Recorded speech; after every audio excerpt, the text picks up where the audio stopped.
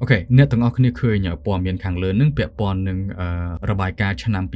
2024អំពីស្ថិតិអ្នកជំងឺផ្សេងៗនៅក្នុងប្រទេសកម្ពុជាយើងណាគេបញ្ជាក់ថាទឹកនោមផ្អែមមានការកើនឡើង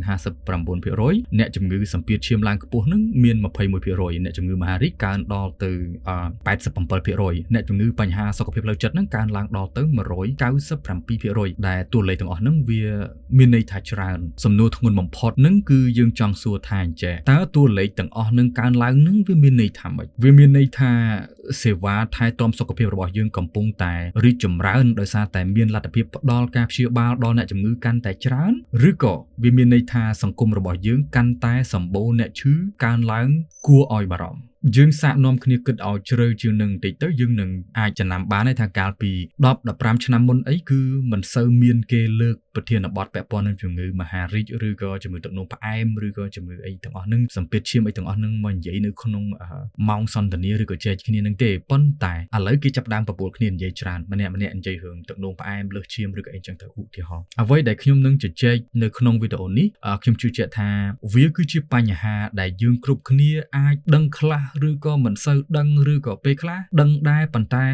អាចថាមិនសូវជាហ៊ានទទួលស្គាល់ឲ្យបានចំថាវាគឺជាបញ្ហាសង្គមរបស់យើងដើម្បីចែកម្លែកឲ្យគ្នាអ្នកដែលដឹងតិចហ្នឹងឲ្យយល់ច្រើនស៊ីជម្រៅទាំងអស់គ្នាសប្តាហ៍ថ្ងៃហ្នឹងខ្ញុំយល់ឃើញថាយើងទាំងអស់គ្នាហ្នឹងកំពុងតែលង់ក្នុងអាភាពវង្វេងវង្វាន់ជាមួយនឹងអារឿងត្រូវរឿងខុសរឿងគួរឬក៏មិនគួរគ្រប់ជាន់ថ្នាក់នៃស្រទាប់សង្គមភេសជ្ជៈបើកម្លាំងស្ករច្រើនមានលក់ជួសជុលពេញផ្លូវហាងក៏មានគ្រប់ទិសទីសកម្មភាពធ្វើទីផ្សារនានាវិញបើនិយាយពីប៉ាណូធំវិញផ្សាយគឺមិនដែលមានចេតនាគិតពីភ្នែកក្មេងទេយូរទៅអាផលិតផលទាំងអស់ហ្នឹងដល់ពេលវាហឹកហាក់ច្រើនពេកទៅអាផលិតផលទាំងអស់ហ្នឹងយូរទៅវាคล้ายទៅជារឿងធម្មតាវាចាប់ដើមបញ្ជ្រាបចូលទៅរស់នៅក្នុង lifestyle ឬក៏ជីវិតរស់នៅប្រចាំថ្ងៃវាคล้ายទៅជាផ្នែកមួយនៃជំរើសនៃការរស់នៅគិតវាមិនរួចទេសង្គមហ្នឹងអញ្ចឹងដូចយើងឃើញនៅតាមផ្លូវហាងលក់ទំនិញគ្រប់ប្រភេទទាំងតូបទាំងទៀមទាំងរទេះទាំងរមាក់គ្រប់ទម្រង់ទាំងថង់ផ្លាស្ទិកទាំងកែវផ្លាស្ទិកទាំងស្បោងអីទាំងអស់ហ្នឹងទាំងចាស់ទាំងក្មេងគ្រប់វ័យគឺផឹកគ្រឿងកំប៉ុងទាំងអស់ហ្នឹងច្រើនជាងទឹកសាបទៀតទោះបីជាដឹងខ្លះមិនដឹងខ្លះក៏យើងគ្រប់គ្នាគ្មានចេតនាចង់កិច្ចឬក៏ចង់ជៀសឲ្យផុតពីអា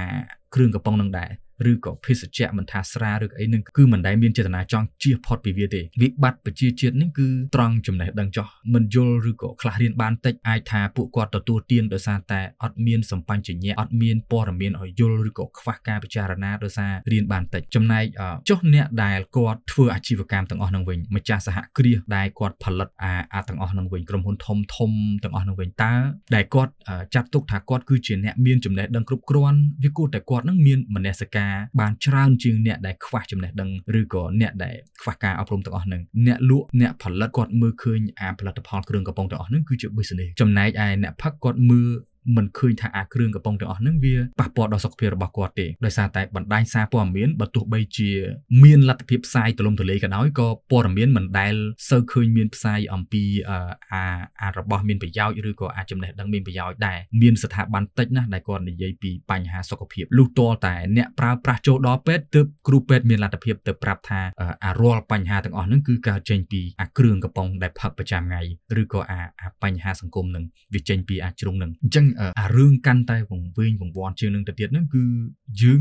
មិនដឹងថាគួរទៅបន្ទោសអ្នកណានៅពេលដែលអ្នកឈឺកើនច្រើនអ្នកដែលផ្សាយប្រម៉ូទផលិតផលទាំងអស់ហ្នឹងគាត់មិនដែលផ្សាយអំពីអាព័ត៌មានពិតថាវាអាចជះឥទ្ធិពលយ៉ាងណាដល់សុខភាពទេហើយចំណែកអ្នកផលិតក៏គាត់មិនដែលហ៊ានទទួលស្គាល់ថាផលិតផលរបស់គាត់វាអាចធ្វើឲ្យប៉ះពាល់សុខភាពរបស់អ្នកប្រើប្រាស់ជាពិសេសជាមួយនឹងអតិថិជនប្រភេទក្រោមអាយុ18ឆ្នាំឬក៏យ៉ាងម៉េចគឺអត់ដែលហ៊ានទទួលស្គាល់ទេឬក៏មិនចង់មានចេតនាទទួលស្គាល់ទេអ្នកដែលទទួលផលចំណេញពីអាជីវកម្មទាំងអស់ហ្នឹងក៏គាត់មិនដែលទៅផឹកខ្លួនឯងដែរច្រើនណាស់គាត់អង្គុយមើលគេចូលពេទ្យដោយសារតែផលិតផលរបស់ខ្លួនឯងហ្នឹងហើយចុងក្រោយអ្នកដែលខ្លាចទៅជាជនរងគ្រោះនៃផលិតផលទាំងអស់ហ្នឹងគឺជាសង្គមហ្នឹងគឺប្រជាជាតិនឹងឯងបើសិនជាយើងសួរថាហេតុអីបានជាពួកអាគ្រឿងកំប៉ុងហ្នឹងវានៅតែបន្តទៅបើទោះបីជាយើងអាចថាយល់ខ្លះមិនយល់ខ្លះដោយហេតុអីវានៅតែបន្តមានហឹកហាក់ពីពួកអី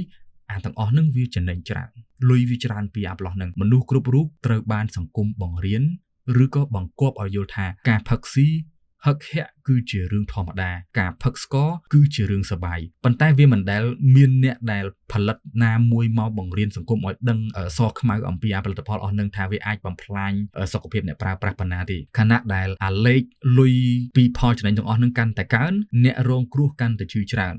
បើយើងក៏លេចមើលអ្នកផលិតគាត់សួរថាគាត់ខ្វល់ពីអីគេសប្ងៃយ៉ាងច្រើនណាស់គាត់អង្គុយកងតាក់ខ្លាសួរខ្លួនឯងថាតើអញគួរផលិតអីទៀតដើម្បីរកលុយបន្ថែមទៀតចូលចំណូលស្ថាប័នអញឬក៏ក្រុមហ៊ុនអញអញ្ចឹងបើសិនជាយើងក៏លេចមកមើលព័ត៌មាននេះវិញយើងអាចនិយាយបានថាយេ